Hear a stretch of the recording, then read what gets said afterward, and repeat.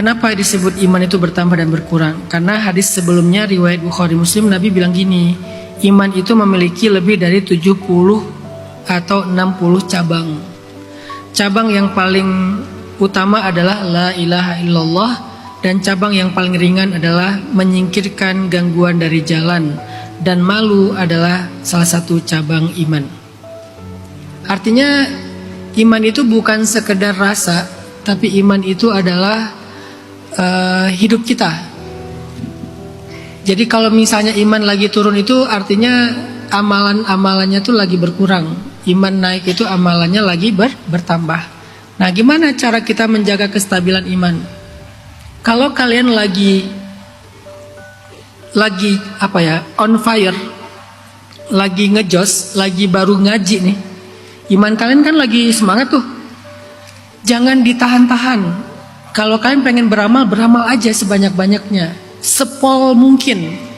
Pengen sedekah, pengen ngaji, pengen sholat sunnah, pengen zikir, pengen sholawat, pengen puasa. Pokoknya kalau lagi ngejos, kalian pengen beramal aja sebanyak-banyaknya. Karena kita nggak pernah tahu ketika iman kita itu turun, amalan-amalan yang tadinya bisa kita kerjakan tuh tiba-tiba jadi berat kan?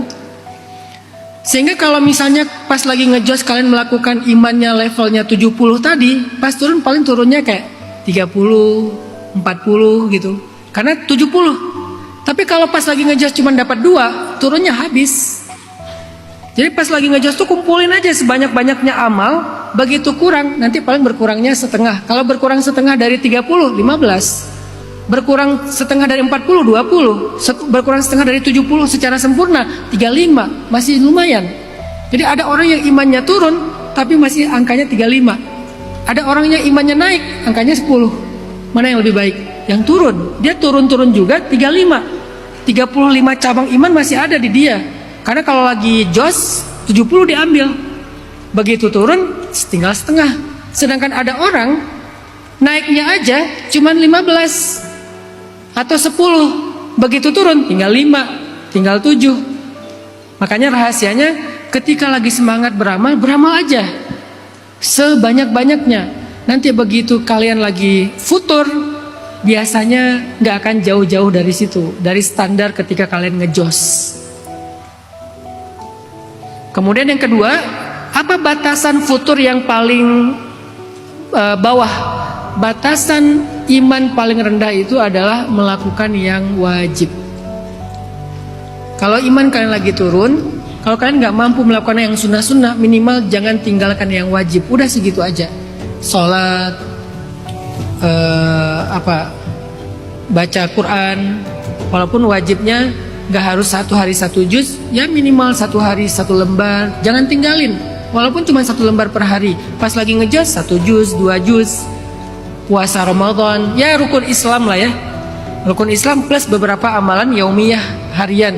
Itu jangan ditinggalkan kalau lagi iman lagi turun, walaupun gak berasa. Karena kalau iman lagi turun gak berasa teman-teman. Sholat gak berasa, ngaji gak berasa. Paksain aja, minimal gak sampai hilang. Ini cara menjaga kestabilan iman. Dan yang terakhir, iman seseorang itu dipengaruhi oleh lingkungannya. Almar'u ala dini khalilih. Seseorang tergantung siapa circle pertemanannya.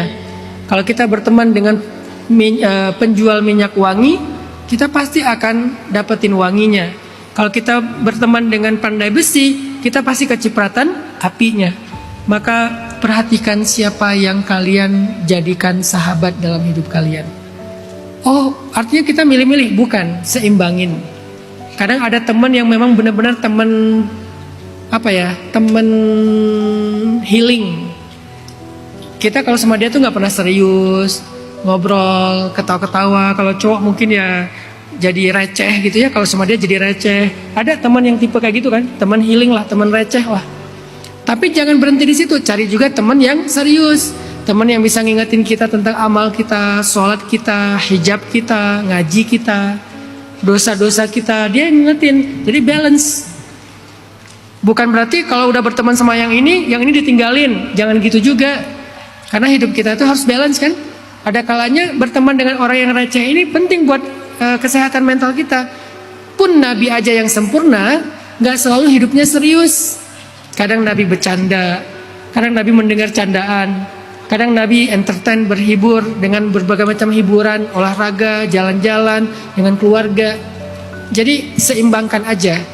Yang kurang dari kita itu adalah teman serius atau teman yang solih. Yang banyak dari kita itu teman receh. Karena dulu masa kecilnya bareng, SMA bareng, apalagi kalau SMA bareng kan banyak cerita tuh. Tapi yang kurang teman yang ngingetin kita, kita udah lama ya nggak ngaji bareng, udah lama ya kita nggak ini, udah lama ya kita nggak itu. Walaupun mungkin bahasanya santun. Dan kalau bisa emang yang santun ya, jangan yang galak ya. Karena kalau yang galak bikin trauma sih. Yang santun, cara ngasih taunya tuh baik-baik, bukan dimarahin, bukan dihakimin gitu. Kayaknya ini lebih bagus deh gitu. Bukan kamu salah, bukan, tapi ini lebih bagus.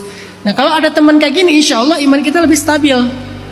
Kalau nggak punya teman yang memang dalam kehidupan nyata, minimal teman online, grup WA tilawah Al-Quran, grup WA hadis, grup WA Palestina. Apa yang bikin semangat kepalestinaan kita itu bertahan? Kalau kita nge-following akun-akun yang memang campaign tentang Palestina, itu kan pertemanan online. Kalau kalian nggak pernah mengakses konten-konten Palestina, itu drop banget loh isu Palestina di hati kalian. Kenapa saya selalu naikin lagi story Palestina, naikin lagi story Palestina? Karena saya pengen semua orang ingat Palestina, jangan lupa. Walaupun kita bantunya masih sedikit, minimal kita jangan lupa banget gitu. Nah itu ditentukan oleh siapa? Siapa yang kita following. Jadi yang di follow itu jangan yang receh-receh doang, yang lucu-lucu aja, itu butuh. Ya mungkin kita follow akun-akun lucu, lagu-lagu yang apa, berdamai dengan apa yang misalnya atau apalah gitu, entertain. Kayak kemarin saya posting yang bercanda tapi banyak yang salah paham ya. Saya lagi di Wush, lagi duduk kayak gini, saya posting, ya Allah, mereka selalu menuduh saya kaya, kabulkanlah tuduhan mereka, hamba ikhlas ya Allah. Itu saya lagi bercanda, tapi banyak yang Ustadz yang sabar ya, amin Ustadz. Ternyata Ustadz bisa galau juga, orang saya lagi bercanda. Kenapa? Biar nggak selalu serius. Jadi seimbangkan. Semoga dengan kayak gitu iman kita jadi stabil. Allahu a'lam.